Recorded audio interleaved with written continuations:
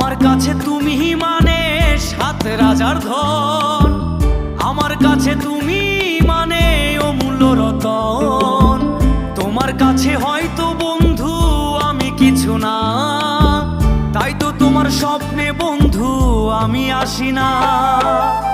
আমি মানে তুমি আর তুমি মানে আমি।